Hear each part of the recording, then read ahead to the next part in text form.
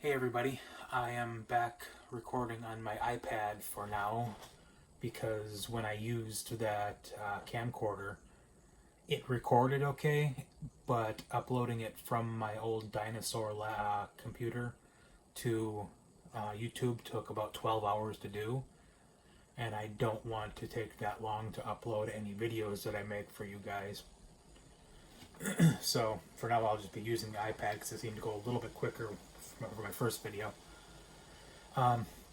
Like I said at the end of that second video, at least I think I said it was a while ago when I made it, I wanted to make a third video to talk about some of the paranormal things that have happened to me in my life.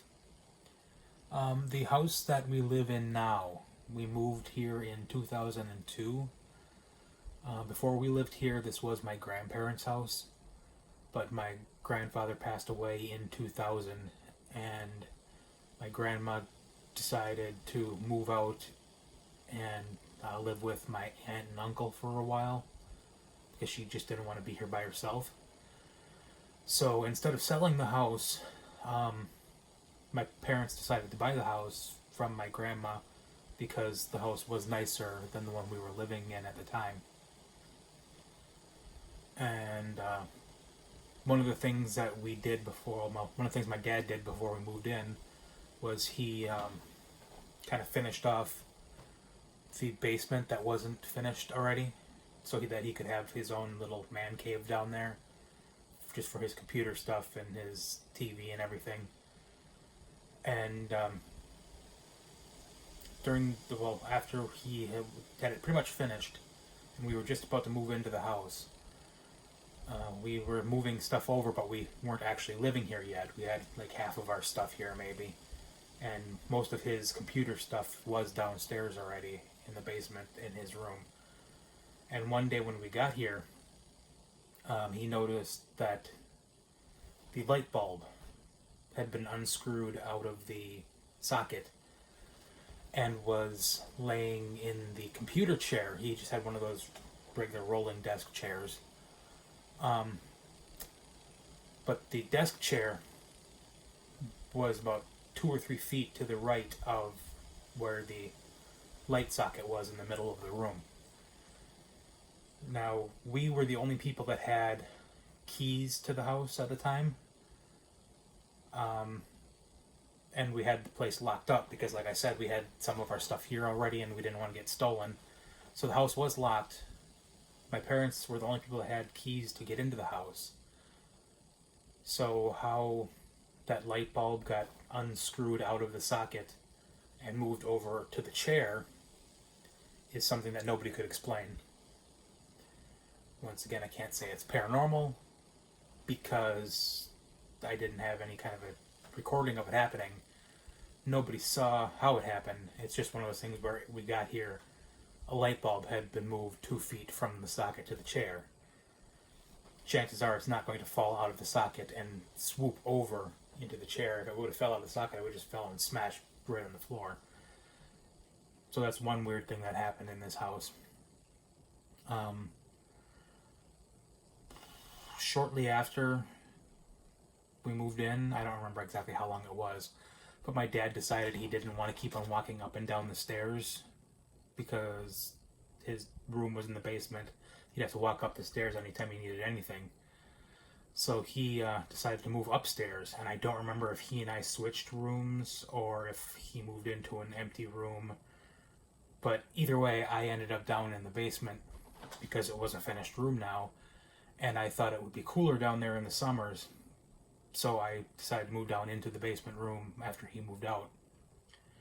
And while I was down there, I had like one of those tall 6-foot, like just standing lights. You know, they have the base, a long pole, and then the light on top of it, and then you just turn it on by clicking one of those little twist switches. 2 or 3 times when I was down there, I would wake up in the middle of the night and that light would be on. Like I said, it was one of those type where you had just a little knob on the side where you click it once to turn it on, click it twice to turn it to bright, and then turn it a third time to shut it off. I suppose I can't say for sure that I didn't like turn it on myself one when I was like half asleep or something. Because I have done things sometimes when I'm half asleep. I'll wake up, do something, like shut off an alarm. We'll give an example. But I'll wake up still half asleep, do something, go back to sleep, and then wake up a little while again later and forget that I'd done it. So I can't say for sure that wasn't the case with that. But it did happen a couple of times where I'd wake up in the middle of the night and that light would be on. Also, when I was down there, it happened a couple of times where I would just wake up with this feeling of had to get out of the room. No questions about it. I had to get out of the room. I couldn't even pinpoint why, but I would get out of the room, go out into the other part of the basement where the light switch was. That's one of the reasons I had the standing light, because the way the basement was built, there wasn't a light switch in that room. You had to turn it on from the stairs, which was in the room next to it, and then go into the room.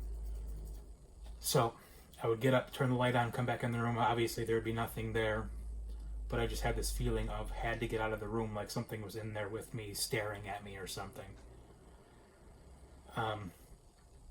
Again, this wouldn't stand up with skeptics because feelings are something you can't prove. And a skeptic would say that, you were asleep, and the fact that you were just waking up, your mind is playing some kind of a trick on you. Which is why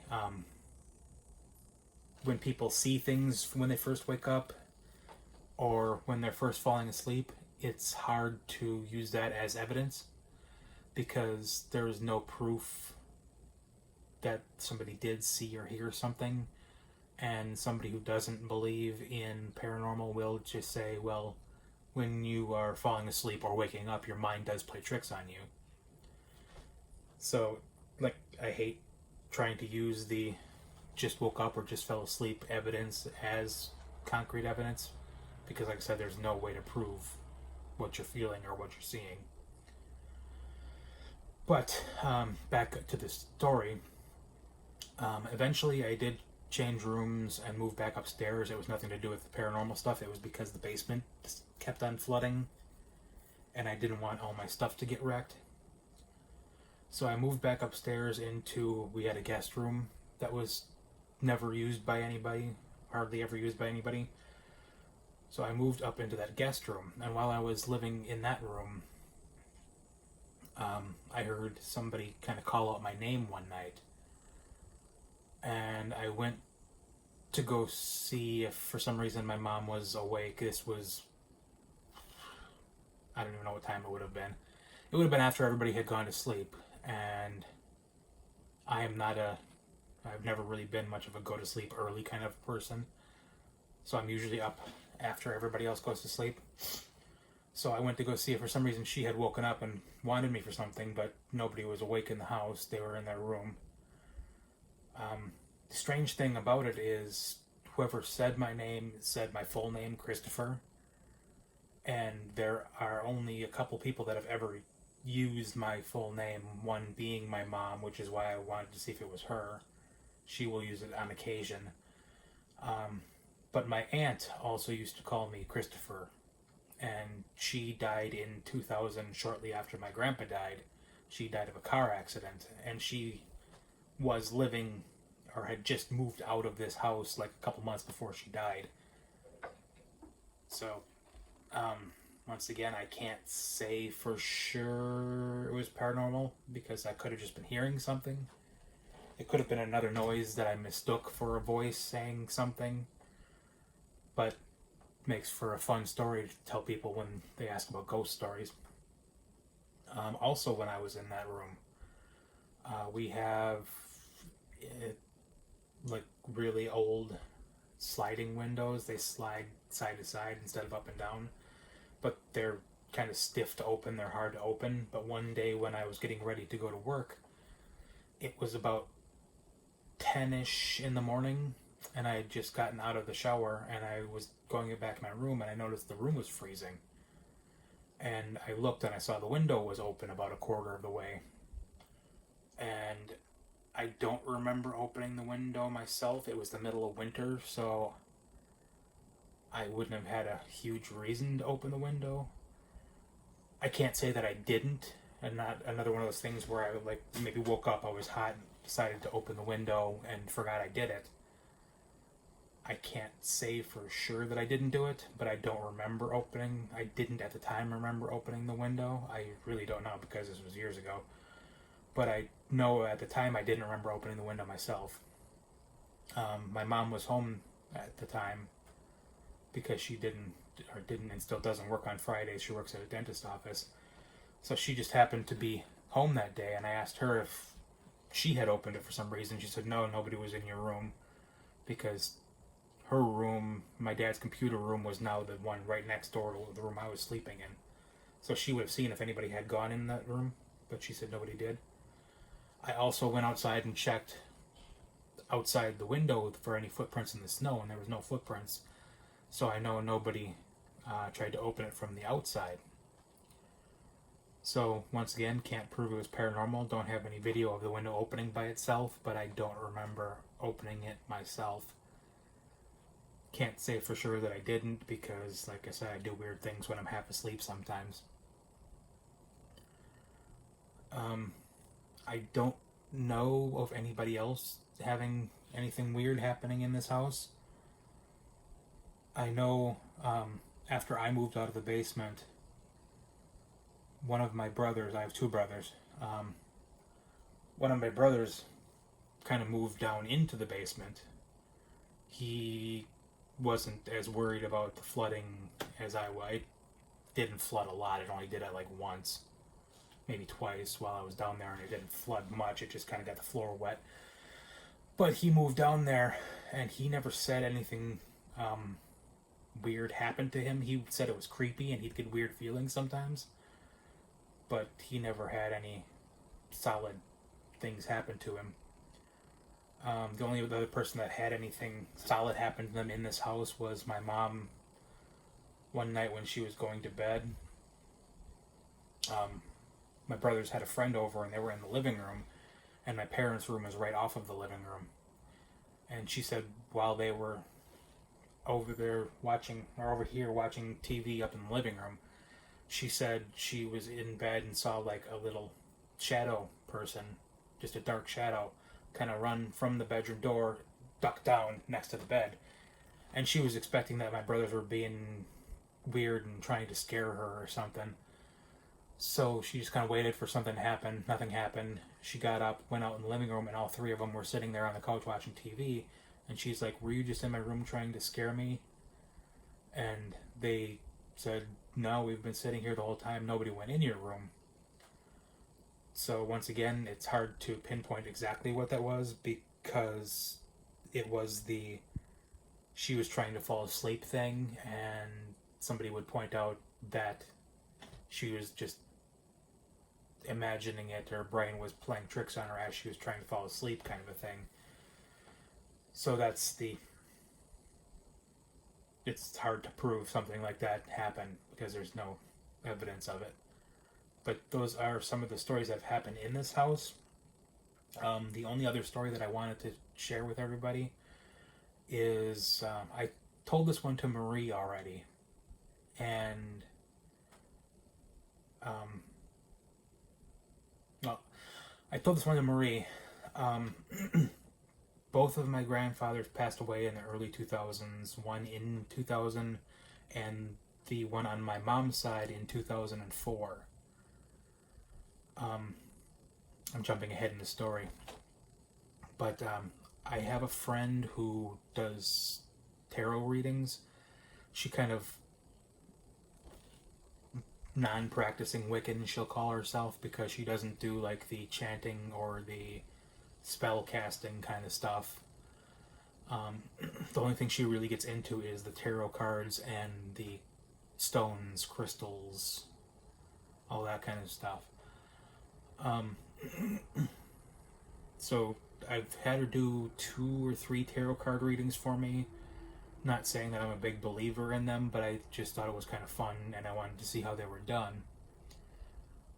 But I think during the second time she did a reading for me, she said that she kept on having three things pop into her head, and she said it doesn't happen to her very often, but this time she just had like three things keep on popping into her brain.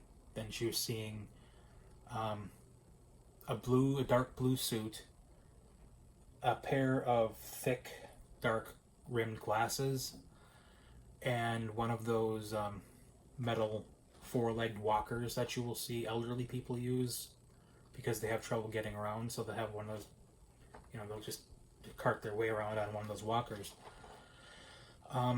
Like I said, when I jumped ahead in the story, my grandfather on my mom's side passed away in 2004.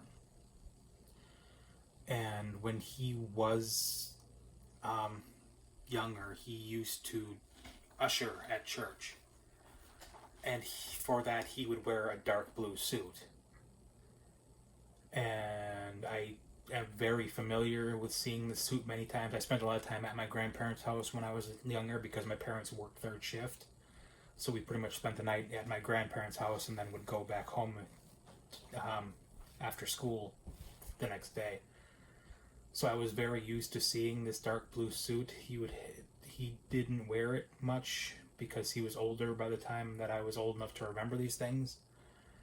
And he had stopped ushering by then, but I had seen the dark blue suit. I've seen him wearing it a couple times. I've seen it hanging in his closet. But the reason he stopped ushering was because he had bad knees, bad hips. He just, from the work that he did in his life and everything, it kind of just wrecked his joints. So he had to use one of those four-legged walkers to get around. And of course, the last thing I'm sure you can guess is that when he did wear his glasses, they were the big, thick, black, plastic-rimmed, kind of Austin Powers kind of glasses. So the fact that she brought up these three things to me just kind of shocked me a little bit, because I can't say that I believed in the tarot card readings and everything, but if he was in the room, those three things would be the best three things to mention to me to prove that he was there. And she would have had no way of knowing about these things because I had never talked to her. I would have no reason to talk to her about my grandparents, especially since, like I said, he did pass away before she and I even got to be friends. A few years before she and I had even gotten to be friends. And I know she had never met him. I know she knew nothing about my family other than like my parents and my brothers, because I never talked about my extended family. So I can't see her even trying to like pull one over on me by mentioning things that I had told her and pretending like she was picking up on them. Plus I trusted her that she wouldn't, and when I told her what these things meant to me, she kind of was in shock too. So her response kind of proved to me that even if she had known about these things, she wouldn't have tried to fake me out and make me believe. She had no reason to try to make me believe that she was picking up on these things when she really wasn't. But anyway, those are the stories that I have. I will stop rambling now and let everybody get on with their days and all the stuff that they have to do. Hopefully I say this all the time, hopefully we can have that meeting in the not too distant future.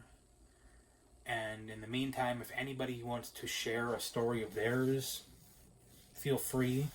You can comment it on YouTube. You can comment it on our Facebook Messenger feed. It doesn't have to be any kind of a video or anything. And if you don't feel comfortable sharing any stories, that's fine too. I'm not going to force anybody to do anything that they don't want to do. But if you feel like it, great. If not, great. And until then, I hope everybody has a good day, and I will talk to everybody later.